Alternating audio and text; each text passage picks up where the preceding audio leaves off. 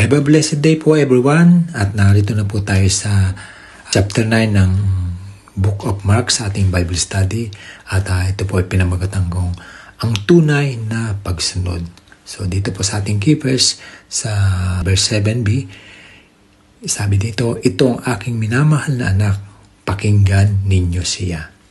So marami po ang nagsasabing sumusunod kay Jesus, ngunit hindi lahat ay tunay na sumusunod. Ang pagsunod kay Kristo ay hindi lang sa salita.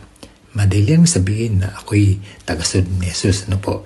Pero kapag dumaranas na tayo ng pagsubok, hirap, tukso, o anumang pag pinagdaraanan natin, doon natin masusukat kung tayo ba ay tunay na sumusunod sa Diyos.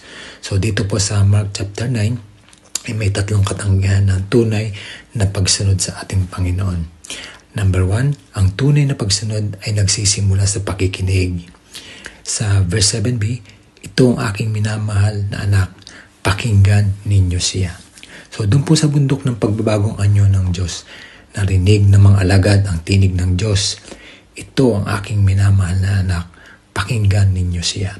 So hindi po sinabi na tingnan ninyo siya, kundi pakinggan ang sabi dito.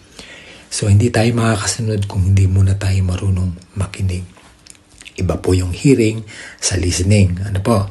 Marami tayong naririnig sa paligid, yung ating emosyon o yung ating sarili o mga pleasure ng mundong ito na naglilid sa atin sa confusion.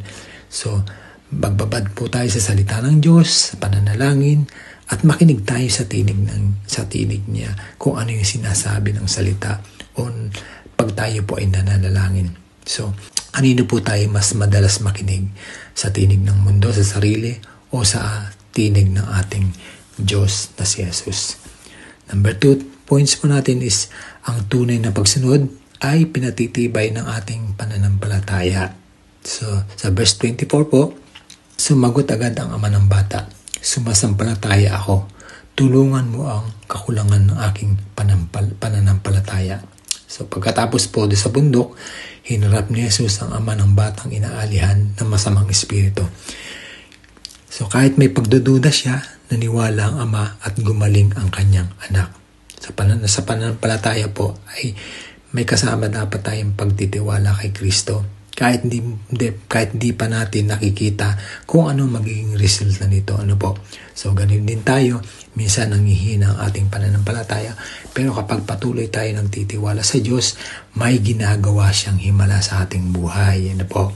Ang buhay natin ay dapat laging nandoon yung pananampalataya at pagtitiwala natin sa ating Diyos na makapangyarihan. Ang tunay na pagsunod ay nananatili kahit sa gitna ng takot o kawalan ng ating kasiguruhan. Ano po? Ang pananampalataya ang nagbibigay ng lakas sa atin upang tayo magpatuloy sa pagsunod sa Diyos. So number 3 points po natin is, ang tunay na pagsunod ay paglilingkod na may kababaang loob. Sa verse 35 po, dito, kaya umupo si Jesus at tinawag ang 12 apostol at sinabi sa kanila, ang sino man sa inyo na gustong maging pinakadakila sa lahat ay dapat magpakababa at maging lingkod ng lahat. So nagtalo-talo po ang mga alagad kung sino ang pinakadakila. Pero itinuro ni Jesus ang kabaliktaran nito. Ang dakila ay maging lingkod ng lahat. Wow! Ang tunay na pagsunod ay hindi tungkol sa posisyon, karangalan, kundi sa pagpapakumbaba at paglilingkod sa iba. So, yung function po is important than position. So, ang pagsunod, kahit hindi pa inuutos, ay ginagawa mo na. Ito po yung initiative natin, maging sa pagkakaloob natin sa Diyos. Automatic na po yan, na dapat yan ay hindi na inuutos sa atin. Hindi na kailangan ulit-ulitin. Maging generous po tayo sa ating Diyos at sa iba. Huwag yung tayo palagi ang binibigyan, tayo naman po ang magbigay. Ang sumusunod kay Kristo ay handang magpakumbaba at maglingkod kahit walang reward or appreciation, because God knows everything sa ating mga puso. So ang ating pong conclusion, ang tunay na pagsunod ay hindi lang sa salita, kundi sa gawa. Ito ay isang buhay na patuloy na pakikinig sa tinig ni Jesus, pananampalataya sa kanyang kapangyarihan, paglilingkod ng may pagpapakumbaba sa kanyang kalooban. So ang Diyos na rin ang nagsabi, "Itong aking minamahal na anak, pakinggan ninyo siya." So ang challenge po sa atin dito, tanungin natin ang ating sarili.